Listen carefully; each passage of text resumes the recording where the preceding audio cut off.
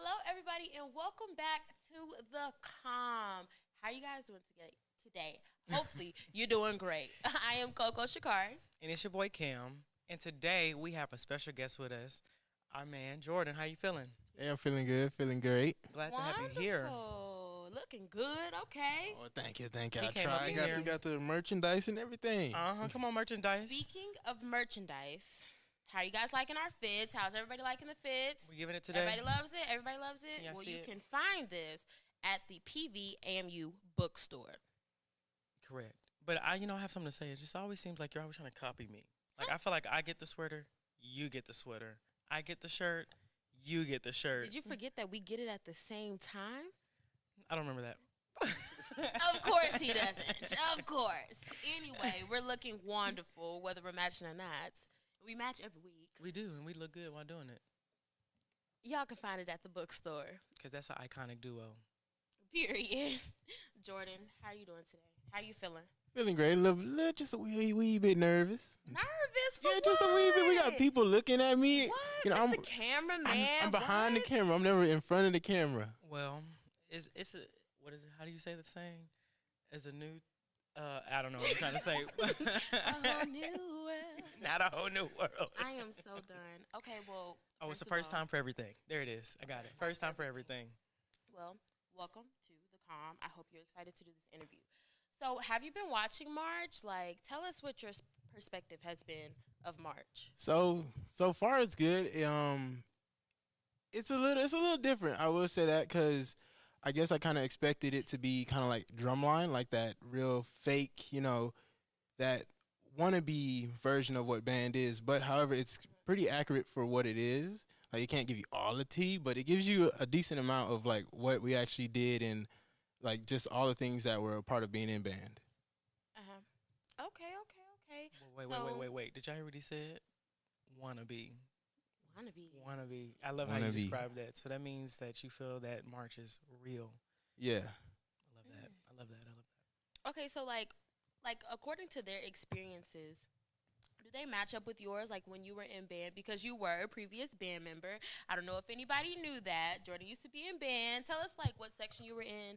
Tell us what all you did, and then answer the question for me. So I was in band for 4 years. So from my freshman year to when I graduated, so 2016 to 2020, I played cymbals in the drum line for literally the entire time. I was section leader for 3 years, I believe. And honestly, it's changed because it was a little bit rougher back then, simply because, like we had to be in the parking lot at Hobart at, I think, 4:45-ish. And we would work out, and then the doc would be like, okay, keep up. And then he would just take off running. Little did we know we were about to run across the entire campus. So we would start at Hobart. We would run all the way to juvenile justice without stopping. Mind you, this is still 4 or 5 o'clock in the morning. I'm sleepy. And then a.m. Oh, just to do more Lord. workouts in juvenile justice parking lot. Then we go run all the way to MSC, do even more workouts. Get back to Hobart, even more workouts. Then a water break, and then more workouts. So y'all was fit. So what you're really trying to tell me is y'all was getting ready for the Army. Honestly, y'all was soldiers. Y'all was about to enlist. That's what this really was. That's what it felt like. Cause Doc I think he was in the Navy or something similar. That explains So yeah, it was rough. Yeah, I hear that. All that running. Could you have ran that much? You ain't gonna get me at 4 o'clock in the morning. I tell you that. Child, you wouldn't get me at 4 o'clock in the afternoon, evening. Okay? So dead. Nah, that's a lot of running and sound like a strict. Not even just real strict. And I hear for our guests that we've had on previous shows, it's felt like they said the same thing. So y'all experiences are aligning, and so like it shows definitely in the performance and y'all relationship. So we definitely see it. Okay, but have they ever said 4:45 a.m. though? I don't know. I feel like that's a common thing though. Okay, so you said you played trombone. No, play cymbals. Oh, cymbals. Okay, so explain to us like how hard it was to get to learn the music and everything. So it was a lot different because with like the horn players, they had actual, sheet music versus with cymbals, it was kind of like, here's the part, I'm going to show you the part 1 or 2 times, catch on. And so there was nothing, everything was from memory. Nothing was really written down at the time. Like now things are all written down. Back then it was, okay, I'm gonna send you this recording on GroupMe, you know, learn it in the next hour or two.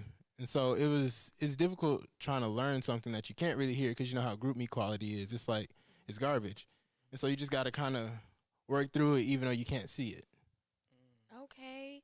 And again, apologies. You did not play trombone. He played cymbals. Put some respect on Cymbals. the man. I'm going to put some on him. respect. Apologies. Thank you. I appreciate it. Anyway, okay. After this commercial, we will be right back to finish our interview with Mr. Jordan Dines. See you guys. Freedom. It's at the core of who we are. The freedom to live without fear, to jog where we please, to wear a hoodie. The freedom to breathe. Before we celebrate the freedom most Americans have, we must fight for the freedom all Americans deserve. Because all lives can't matter until Black lives matter.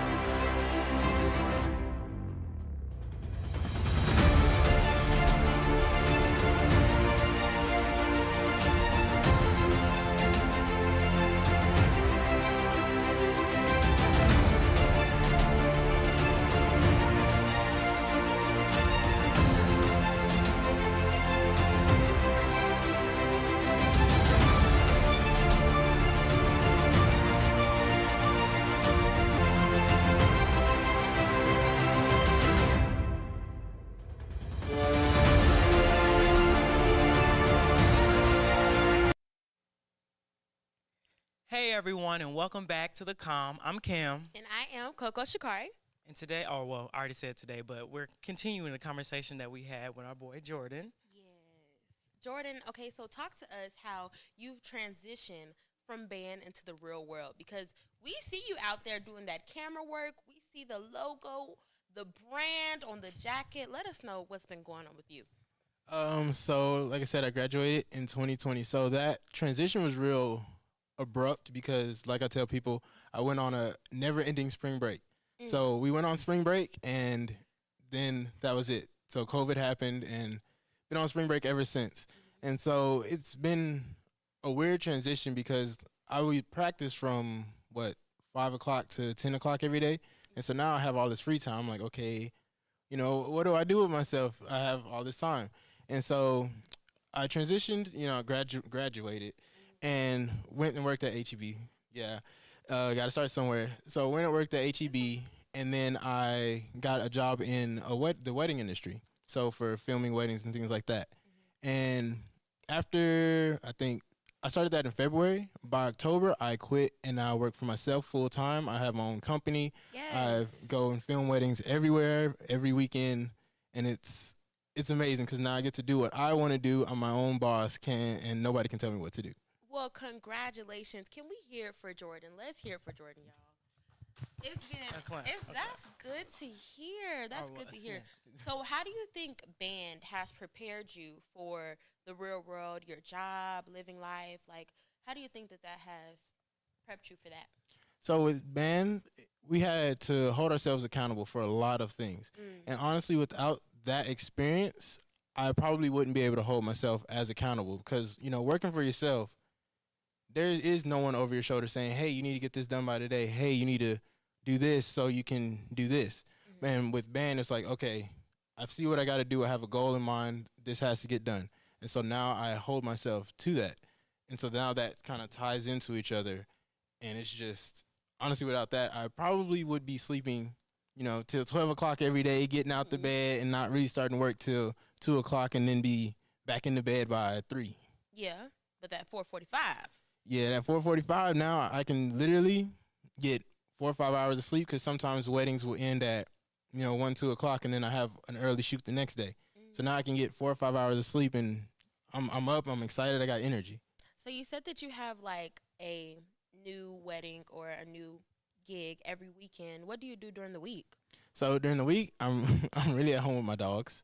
Okay. So Come on, that's Dad. every day I'm at home with my dogs, but I'm editing, I'm networking, reaching out to brides, reaching out to even PV alumni. I actually just booked a PV alumni. I booked her wedding last week, and so I'm just constantly reaching out, networking, creating content, and then just trying to give back. So like if I see like a PV student is like, hey, I want to, get experience in weddings, or I want to get experience doing video, whatever. I'll be like, okay, come along with me and we'll go do a wedding. I'll show you what, some things that I know. I'll let you Yes. use some of this equipment that is kind of hard to obtain because honestly, my camera is $7,000. And so, but That's a car. it For is. some It literally is. But it's nice to, I wish I had someone to give me that experience with these cameras. And like, yeah, we have it at at KPVU-TV, which back then we didn't even have microphones. But and so it's just nice, be able to give back and then expose more people to this industry because it's a great industry and nobody really talks about it. That's cool. Okay, so let's bring it back to March real fast.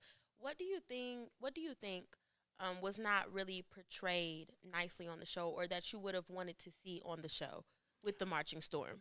That's a good question. I kind of wish they showed a little bit more of like how game days and practices are like. Yeah, they kind of get that it's stressful, but it's another type of stress because you literally have everybody looking at you, and not even just that. So there are tons and tons of Facebook groups and YouTube channels and everything that are dedicated to seeing people mess up.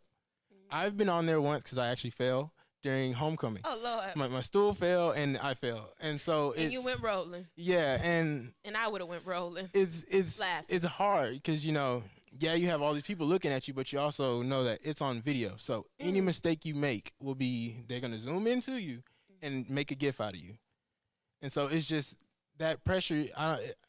It's hard to really put it on TV because it's just a different type of pressure unless you're actually physically doing it. Yeah, I definitely feel that. When you fail, Yeah, in that moment, what was rolling in your mind? Like, what was happening in your mind? I can't Any say grass what really burns? went in my mind, uh-huh. but it was just a lot of cussing and fussing, Ooh. and then I just kind of got up and was like, oh, okay, well, what do I do now? Yeah. So what happened, like, post, I guess, after, like, what was the conversation? Were they like, what happened? Or are you okay? Did Or was it Dr. just Zachary like, say anything? is Like, Doc kind of consoled me. However, everybody else it was kind of like, why you fall? I'm like, what do you mean? I can't control, the stool. The screw came out of the stool and the stool fell. broke. Yeah, the stool broke, poor, and I poor was in the son. front of everyone because this was homecoming. I'm not gonna tell you what year because I don't want nobody to go back and up look the at it. video. I'm gonna put it on YouTube.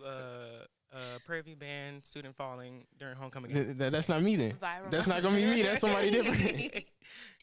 Viral moment. Viral. Okay, so since we brought up Dr. Zach, real quick, could you tell us about your experiences with him, your relationship with him? Like, not give the us a little laugh. brief Wait, something. it was the laugh for me. That made Yeah. me nervous. Yeah. So when I first met Dr. Zach, Mhm. he was very, very intimidating to the point where my mom was kind of like, "Oh, he finna get you right. Yeah. Like you was playing in high school. He finna get you right." And once you get to really know him and you learn to how to approach him, then he's he's always a good person. But it's easier to hold a conversation with him because if you go in there not knowing what you want, not knowing how to talk to him, it's not gonna go your way. And so you start thinking of things. Okay, how is Doc gonna respond to me? Is he gonna say I'm doing something stupid and I should know, or is he like what exactly is gonna happen? Let me really think through what I'm about to say because he's gonna give me the real no matter what. He just gonna give it to you straight. Gonna break your heart, hurt your feelings, make you cry. You Yeah. done called your mama, I see. Yeah. My gosh. Well, That's we about already what we know. hear about from everybody. Yeah, Dr. Zach can make somebody cry. That's what we usually But in a hear. good way. In a good way. We don't It's wanna make him life seem like lessons, a, yeah. a horrible person, but in a good way. Well, it's been wonderful. We absolutely have loved you on the show. Did you enjoy your time? Yeah, I did. You gotta bring me back. We do gotta bring you back. Yes, do we gotta can bring get you this back. part two. You guys can catch us next week on Sunday at 8:05 p.m. right after March. See you guys next week.